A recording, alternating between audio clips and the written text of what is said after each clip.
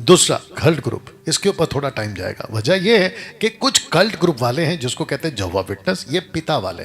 दूसरा cult group है माता यरूशलेम वाले, ये मम्मी वाले, माता वाले। तीसरा कल्ट ग्रुप है वन गॉड एंड वननेस वाले, ये पुत्र वाले। ऐसे करके पिता माता पुत्र, ये तीन तरह का ग्रुप अभी मार्केट में एक्टिव है।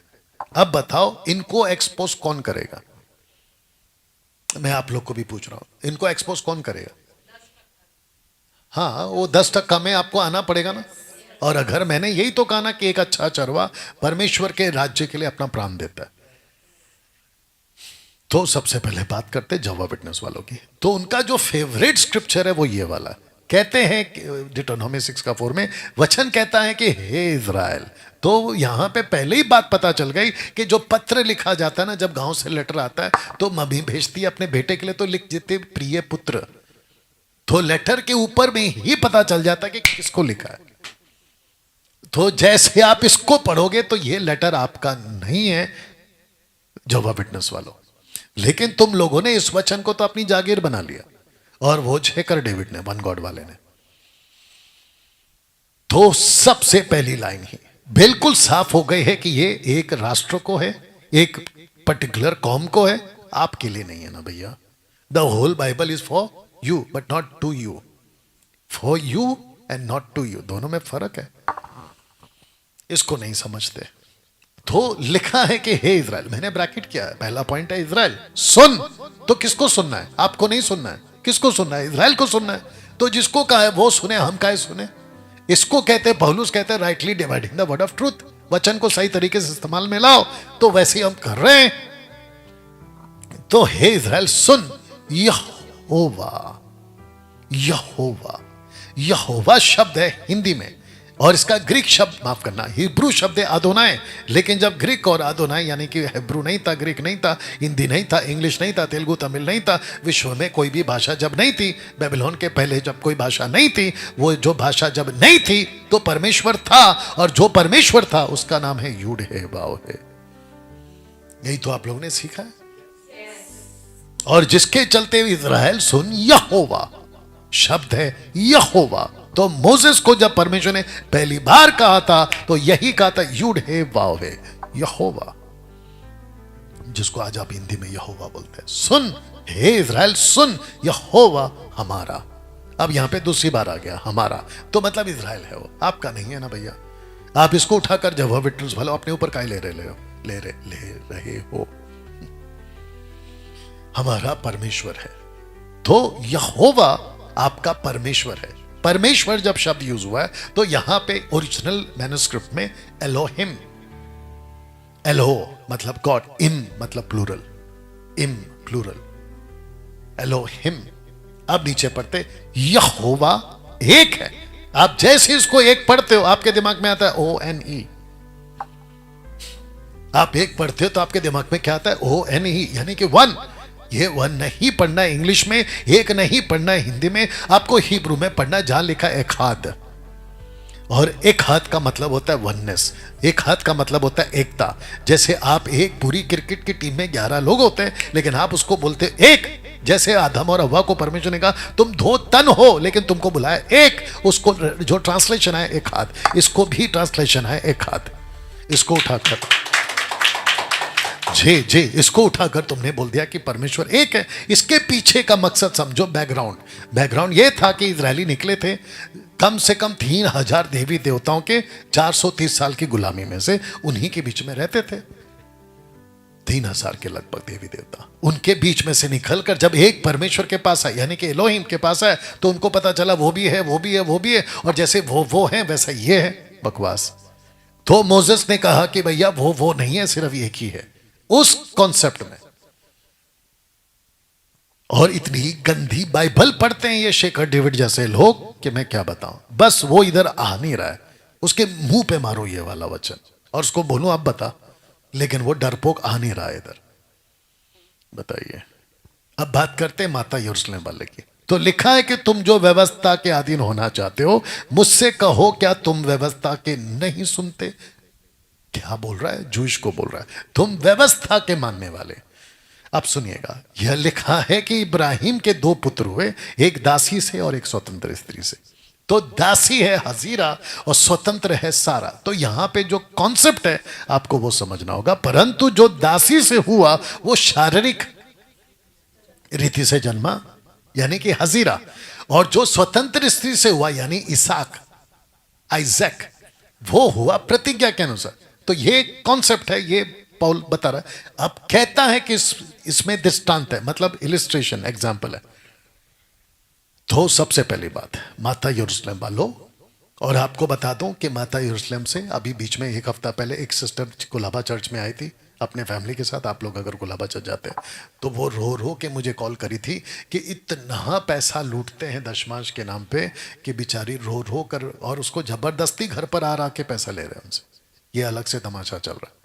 और जब हम रोकते हैं तो फिर कहते हैं कि आपस में प्यार करो। अरे भैया, भेड़ियों से कैसे प्यार करें? ये ऐसा आतंक मचा के रखा है, प्यार कैसे करें? एनीवे, इन बातों में दृष्टांत है। ये स्त्रियां मानो दो बादशाहें। एक तो है पहाड़, जिसको, एक तो सीने पहाड़ जिससे दास ही उत्पन्न होते हैं, और वो हजीरा है। कितना साफ है कॉन्सेप्ट, कितना साफ है। वो बात कर रहा है एक राष्ट्र की। माता यरूशलेम वालों ने बेड़ा गर्क करके रखा। फिर कहता है हजीरा मानो अरब का सीने पहाड़ है। अरब का यानी कि माउंट ज़ायन, जहां पे पॉल भी गया था। आधुनिक यरूशलेम उसके तुल्य है। आधुनिक यरूशलेम उसके तुल्य है, क्योंकि वह अपने बालकों समेत दासत्व में भर ऊपर की यरूशलेम स्वतंत्र है, और वह हमारी माता। ये जो शब्द है माता, ये कहां से आया? ये आया है यशाया 51 का 1 से, कि हे धर्म पर चलने वालों, यहोवा के ढूंढने वालों, कान लगाकर मेरी सुनो। जिस चट्टान में से तुम खोदे गए थे, जिस खनी में से तुम निकाले गए थे, उस पर ध्यान करो, उस मूल पुरुष अब्राहम पर, और अब सुनो, अपनी माता सारा पर। माता, तो माता शब्द यहां से आया है समझाने के लिए, क्योंकि इजरायली सारा को माता बुलाते थे, अब्राहम को पिता बुलाते थे। तो अब बोलने कहा कि जो ऊपर की यरूशलेम है, यानी कि जो स्वतंत्र है, जो आएगा वो सारा की तरह, और जो नीचे का यरूशलेम है वो एग्जाम्पल में हजीरा की तरह। इसको उठा के कैसे डॉक्ट्रिन बना सकते हो यरूशलेम वालों? बताइए।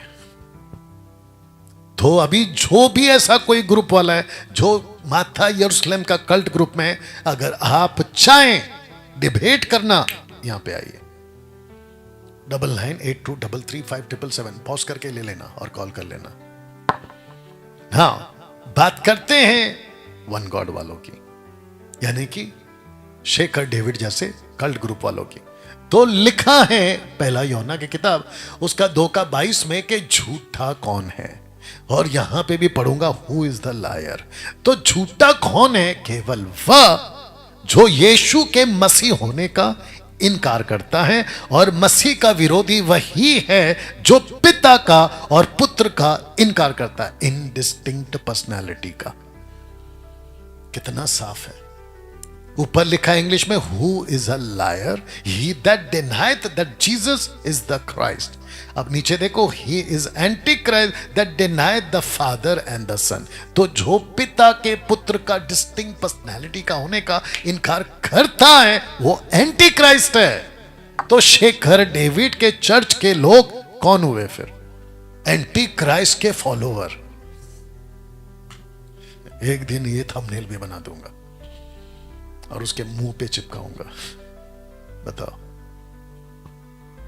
अब आप सोच के देखिए, जिसने पिता के पुत्र के होने का ही इनकार कर दिया है वो एंटी क्राइस्ट है। मैं नहीं बोल रहा हूं, बाइबल बोल रही है। अब इसको सुनते हैं, पिता और पुत्र और आत्मा के नाम के बपतिस्मा का इनकार। इसका मतलब ये आएगा, ये वन गॉड वाले कहते हैं कि पिता पुत्र पवित्र आत्मा के नाम का बपतिस्मा गलत है, ये यीशु से भी बड़े हो गए।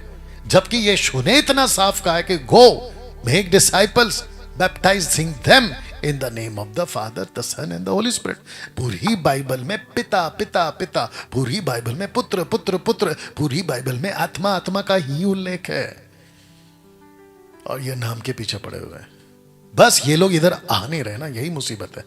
आ तो जाए एक बार, फिर पकड़ के बताते हैं क्या करना है। वचन 23, जो कोई पुत्र का इनकार करता है, आंकड़ा बताते रहो, जो कोई पुत्र का इनकार करता है उसके पास पिता भी नहीं है। कितना साफ है। और ये शेखर डेविड कहता है कि पिता ही पुत्र है, पुत्र ही पिता है। अगर आपने पुत्र का इनकार कर दिया, टोटल टोटल बोलना है, टोटल बोलना है। अब दोनों को टोटल करके बोलो जल्दी से।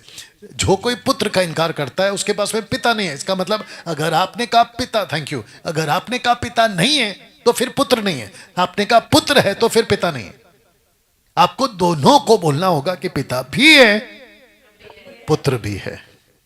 बताओ, जो कोई पुत्र को मान लेता है उसके पास पिता भी है। अरे बाप रे, DDP, different distinct personality, different distinct personality.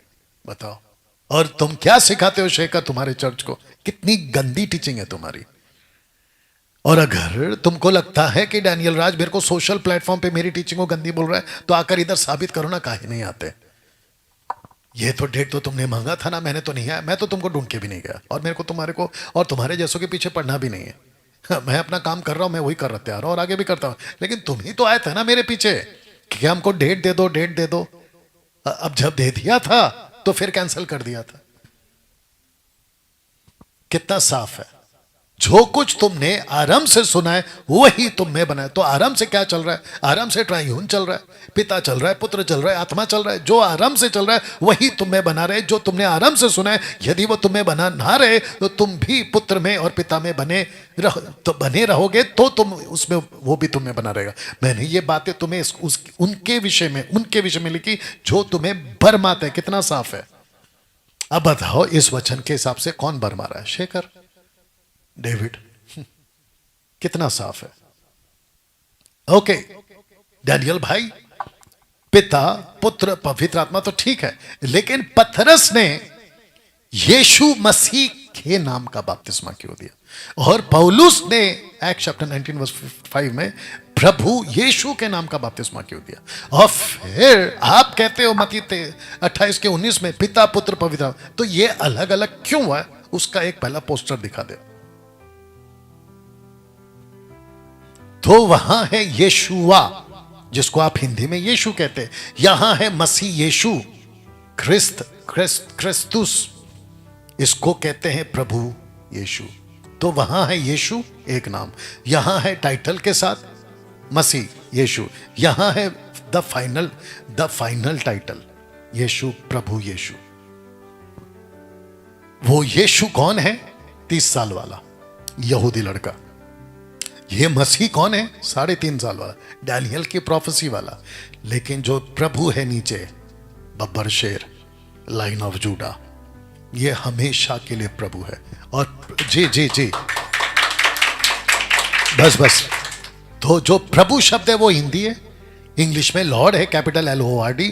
उसके पहले क्रियोस है ग्रीक में, उसके बाद में अदोनाई है हिब्रू में। लेकिन what was the final and the original name? यूडे, वाव है, वही तो है ये। और मैंने आज आपको क्या कहा कि मरियम ने जो जन्म दिया, वो बेटा को जन्म दिया, और उसको लगा कि वो बेटा मेरा होगा, लेकिन स्वर्गदूत ने कहा ये तेरा बेटा नहीं होगा, वो तो परमेश्वर का पुत्र होगा, उसका नाम तू यीशु रखना। तो यीशु का मतलब होता है यहूदी लड़का। गलातियों 4:4, व्यवस्था के अधीन पैदा हुआ लड़का। डैनियल भाई, यीशु 30 साल तक बाहर क्यों नहीं निकले? 12 साल की उम्र में निकले, फिर 18 साल तक लॉक हो गए, टोटल 30 साल तक वो बाहर क्यों नहीं निकले? क्योंकि जूइश कल्चर में जब तक कोई व्यक्ति 30 का नहीं होता, ना तो वो प्रॉफिट बन सकता है, ना वो प्रीस्ट बन सकता है, ना वो राजा बन सकता है। परफेक्ट 30 साल वेट किया। 30 साल क्या किया डैनियल भाई? उसने 30 साल व्यवस्था पे चला, व्यवस्था पे चला, क्योंकि लिखा है व्यवस्था पे चलने वाला ही धर्मी है। तो व्यवस्था पे कोई नहीं चला, एक यहूदी लड़का चला जिसका नाम है यीशु। और अगर इसके ऊपर किसी को डिबेट करना है तो इधर आओ, और अगर इसके ऊपर किसी को बात करना है तो आओ 9982333577। उसके बाद में आता है यीशु मसीह। मसीहा कौन है? दानियल की किताब उसका 9वां अध्याय 24, 25, 26 और 27 में the Messiah will cut off. मैंने आपको बताया था 62 सप्ताहों के बीतने पर, दरअसल 69th वीक बीतने के बाद आखिरी हफ्ते में 27 AD में मसीहा आएगा। बपतिस्मा लिया, ये 3.5 साल 31 AD तक चला। और ये सारी टीचिंग हम यहां पे देते हैं। और नीचे कौन है? The final name, the final title, Prabhu Prabhu Prabhu. You understand? तो आप यीशु को यीशु बोलकर प्रार्थना नहीं करोगे, बल्कि आप यीशु को प्रभु बोलकर प्रार्थना करोगे। कोलोसियो चैप्टर 3 वर्स 17 साफ लिखा है। पौल कहता है जो भी करो प्रभु यीशु के नाम से करो, नॉट यीशु के नाम से, प्रभु यीशु के नाम से। इसके ऊपर वीडियो बना चुका। दोस्तों, तीसरा पॉइंट,